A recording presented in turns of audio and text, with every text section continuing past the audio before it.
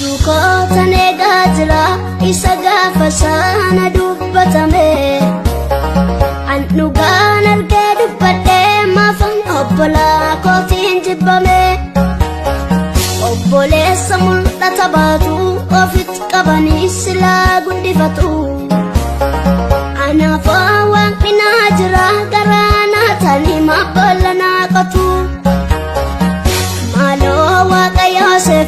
Waaqa Yoosefi na hambisi boru furmaataaf maaloo Waaqa Yoosefi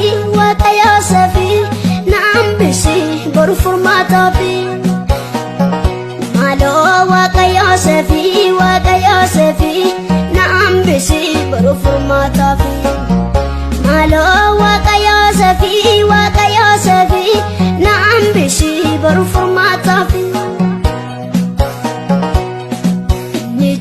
Sekarabanu nadura buah akan aragata memeti akal malita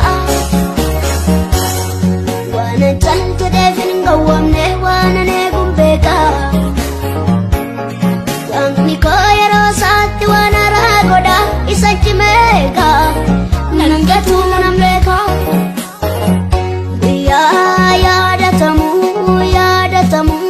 yaadatamu namni saangatamu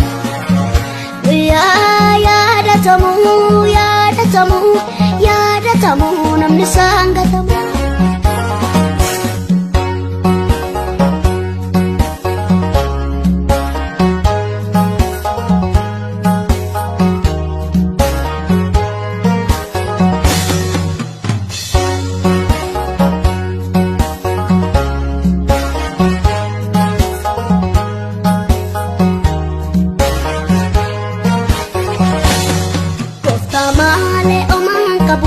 antus nambeku dagatamen jira yesa jedhani qoli gadna'u natufatu maltu sarka jira fuso indarba qabeenyi namni kagu abdiidhaan sooroma cheppon koo maaliif narraan dhumu maltaanaan irruu narrabsama cheppon koo maaliif narraan ka'u maltaanaan irruu narrabsama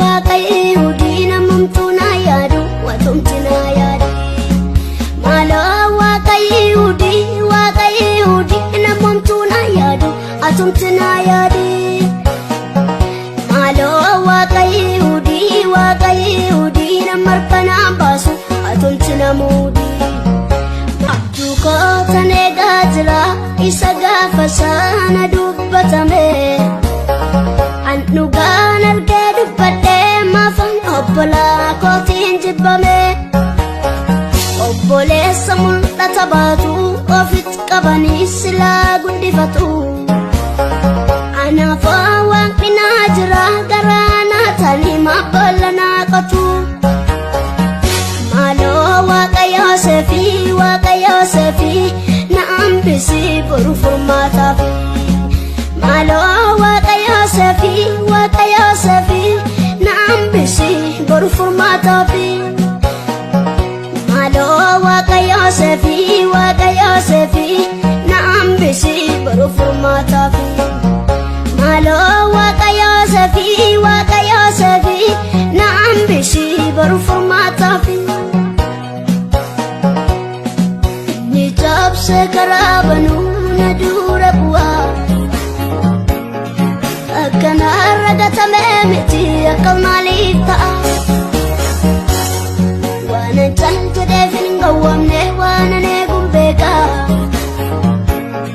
yang nikoya rosati wana ragoda isanchi meka nanangatu nanamleka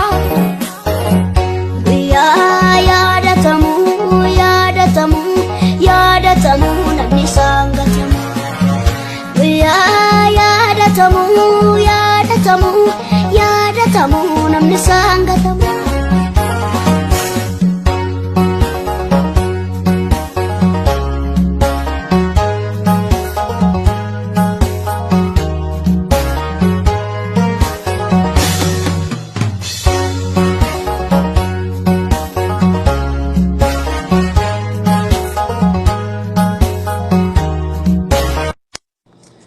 badee Haacaaluu du'a keetii garaa na bobeesse osoo bilisummaan harkin du'a kee addunyaarra galmeesse.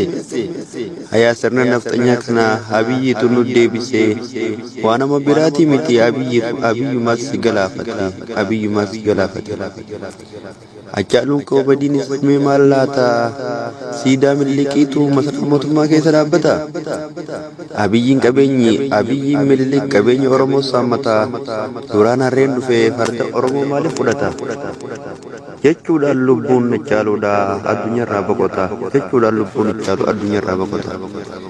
Achee koo hin duune seenaa kee waa hunduu dubbata yoom mataan kee badees maqaan kee yoomuun ni mul'ata.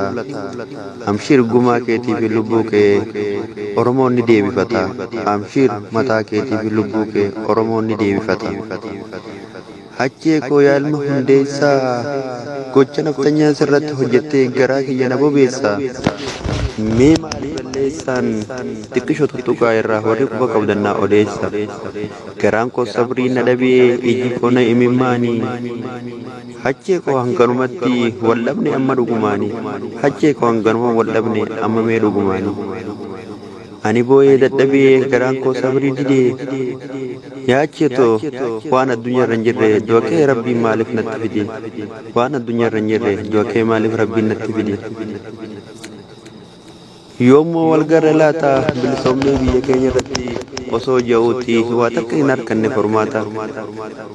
Du'a keetiitu addunyaa kanarra taphata. Anis kanumaaf onnee kiyya garaan baay'ee na gubata. Wal dhabne hin oollu akkatti haa taatu lubbuun xiyyaas hirphaata rasaasaa. Amshiir yaadin acheekoo gumaa kee qeerroo tubbaasa. Amshiir yaadin acheekoo gumaa kee Oromoo tubbaasa. Qacaleedhaan duraa jirtee nafxanyaan irra gaddaa olii ajaa'iba nutti fidde. Yaa PPCtu sirna naftanyaa nutti dhalche. Haacaaluu kee fuudhee siitu addunyaa jala galche. Yaa Abiyyi ilma Mallasaan Mililik ilma nutti dhalche. Onnee Oromoo har'a baay'ee balbalchee nafxanyaan muraadaa guuttattee achee koo fuudhee har'a ardii jala galche. Akkatti siinaftuu Abiyyi sirratti bobbaate amma biyyi. Haacaaluu dachii jala dabarsitee sirna naftanyaa kan kufe nutti biqilchitee. Haqa keenya yoo falmanne farda keenya kan duraan hatame dubbatuun maaliif ta'e. Hirphaata rasaasaa achee koo Amshiir guma kan kee Oromoon dachaan baasa. Maasaan gamaa lafan baatu jette duraanuu tokko du'ee tokkon taa'u wal galgalaafannatu. Akkasuma achee koo ati ardii jala dabartee Oromoon baay'ee hin jiraatu. Yoo du'a taates Itoophiyaan guutuun kan waliin dhumatu. Amshiir achee ilma sabaa yaa ilma hundeessaa. Oromoo guutuu du'a kee kanaatu baay'ee onnee madeessa. Sirna nafxanyaa fi wayyaaneen nurra jirtu yeroo sanuu rasaasa jalaa naa baatee har'a Abiyyiin dhiiga qeerrootiin aangoo irratti ol ba'ee. Haacaaluu koo du'aan addunyaa kanarra gaggeesse unoo irra ka'ee. Gocha hin taane raawwatee manatti ol deebi'ee. Haacaaluu kiyya narraa ajjeesee gaddanatti galchee. Wanti inni poosti godhus baay'ee nama hin gammachiisu. Warri gaddaa guddaa qabdaan Rabbi sinaasa barsiisu jechuun gadda keenya baay'ee chitti nu beeksisee ifii gaddan qabu gammachuu garsiise. Shirratti hojjettee achee kiyyarra toole. Hayyee Abiyyi akkasii naftuu walumaan qabbaramta. Baay'ee dandee walaleessu ani garaan kiyya nama daa ijjina imimmaani. Achee koo nagaan naa boqodhu wal garru gaafa qiyaamu. Seenaan kee yoomuu sin dagatu seenaa teetu si faarsa. Qeerroo dhalattee ganaa dhuftuuf bara baraan si kaasa. Achee koo yaa ilma hundeessaa ati yoomuu hin baddu sammuu kiyya keessaa. Achee koo yaa ilma hundeessaa. ati yoomuu hin baddu sammuu kiyya keessa waa'ee kee akkam jeetiin oromootti ibsaa oromoon na dursee baay'ee si jaalata baay'ee si beeka achee koo asiin osoo hin bilisoomne waliin arkin duutaa awween tasa yaadee eega awween tasa yaadee eega waldhabbiin hin oolamne haalli jireenyaa gargar nu facaase osoo walawwinuu waldhabne laata mee oromoo koo mala naadhaa mallee eessumaan dhiyaata mallee eessumaan dhiyaata